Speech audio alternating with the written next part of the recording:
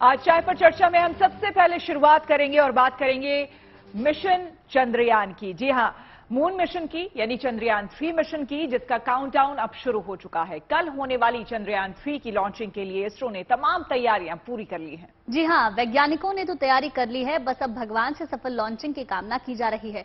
इसरो के वैज्ञानिकों की एक टीम तिरुपति मंदिर पहुंची, जहां वैज्ञानिकों ने भगवान से इस मिशन को सफल बनाने की प्रार्थना की। 4, 3, 2, 1. We have ignition.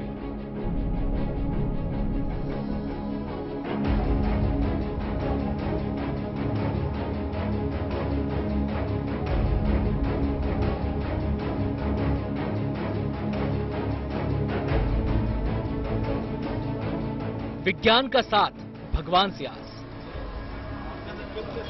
भगवान के दर पर चंद्रयान की सफलता की कामना।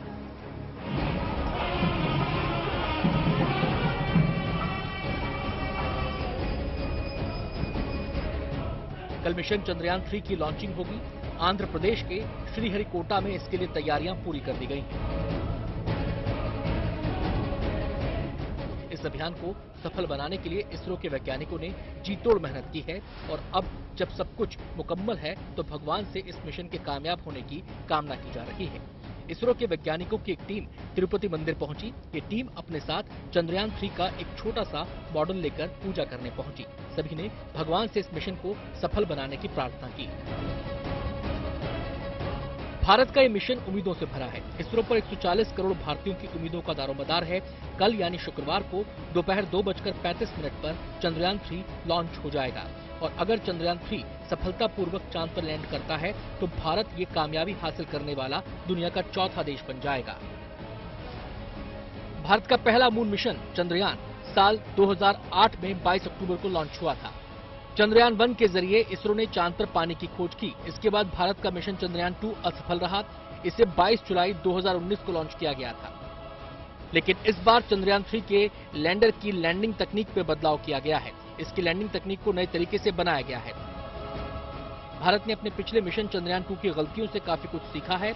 इस बार प्योर बेस्ड डिजाइन तैयार किया गया है, यानी ध्यान इस बात पर दिया गया है कि मिशन के दौरान क्या क्या गड़बड़ी हो सकती है। ऐसी सभी संभावित गड़बड़ियों को दूर करने की कोशिश की। मिशन चंद्रयान 3 में कई तरह के बदलाव किए गए हैं। से प्रमोद माधव के साथ bureau report, good news today. Hindustan की मिशन चंद्रयान 3 अपने आप में बहुत खास है। इससे कई ऐसी जानकारियां मिलने की उम्मीद है जो अभी तक दुनिया के पास नहीं है। भारत अपना ये यान भी चंद्रमा के साउथ पोल पर उतार रहा है और हिंदुस्तान के इस मिशन की सफलता के लिए इसरो ने बड़ी तैयारी की है। अगर ये सही सलामत चंद्रमा पर लैंड कर जाता है तो दुनिया में भारत के स्पेस प्रोग्राम का डंका बज जाएगा।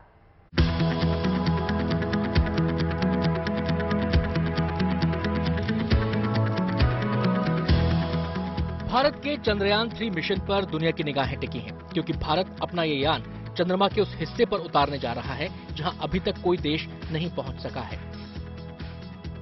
हिंदुस्तान का चंद्रयान चंद्रमा के दक्षिणी हिस्से पर उतरेगा, लेकिन चंद्रमा के साउथ पोल पर पहुंचना आसान नहीं माना जाता, क्योंकि यहां पर सूरज सिर्फ क्षितिज में होता है, जिसकी वजह से लंबी लंबी परछाइयां बनती हैं। इसी वजह से सतह पर कुछ साफ नहीं दिखता। इन्हीं कारणों से चंद्रमा के दक्षिणी हिस्से के बारे में जानकारी कम ही उपलब्ध है, लेकिन हिंदुस्तान के वैज्ञानिकों ने वो करने की ठानी है जिसे दुनिया में अभी तक कोई नहीं कर सका। चंद्रमा पर किसी भी यान को उतारना आसान नहीं है, क्योंकि चंद्रमा पर सॉफ्ट लैंडिंग मंगल ग्रह से भी ज्यादा खतरनाक है।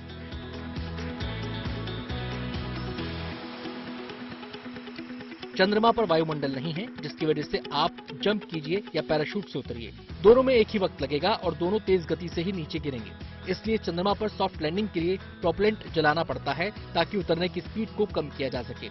इस प्रोपेलेंट को सीमित मात्रा में ही ले जाया जा सकता है, इसलिए गलती की गुंजाइश नहीं के बराबर होनी चाहिए। चांद पर जीपीएस का अभाव है, क्योंकि चांद पर लोकेशन बताने वाला कोई सैटेलाइट नहीं है।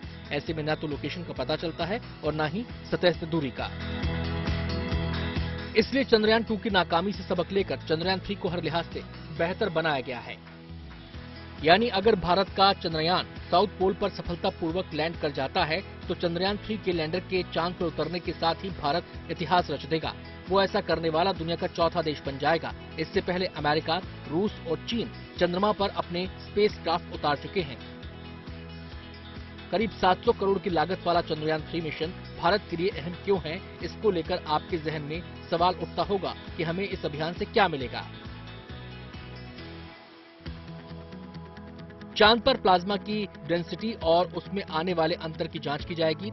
ये अभियान चांद की सतह पर रासायनिक तत्वों, मिट्टी और पानी के कणों जैसे प्राकृतिक संसाधनों के बारे में जानकारी इकट्ठा करेगा। चांद की सतह पर आने वाले भूकंपों की जानकारी भी इकट्ठा की जाएगी। चांद की सतह पर लेजर के जरिए रेजिंग स्टडी भी की जाएगी। अर्थ मून सिस्टम और पृथ्वी के अतीत में एस्टेरॉइड्स के प्रभाव के बारे में जानने को मिल सकता है। चंद्रयान 3 में कोई भी गलती की गुंजाइश ना रहे, इसके लिए पूरे 24 घंटे का रिहर्सल किया गया है। तो इंतजार की घड़ियां अब खत्म होने वाली हैं। बस निगाहें टिकाए रखिए आंध्र प्रदेश के श्रीहरिकोटा की तरफ। धड़कनें तेज जरूर होंगी, लेकिन वहां से जो छलांग लगेगी वो लम्हा यकीनन हिंदुस्तान की हसरतों को चांद पर ले जाएगा। श्रीहरिकोटा से प्रमोद माधव के साथ bureau report, good news today.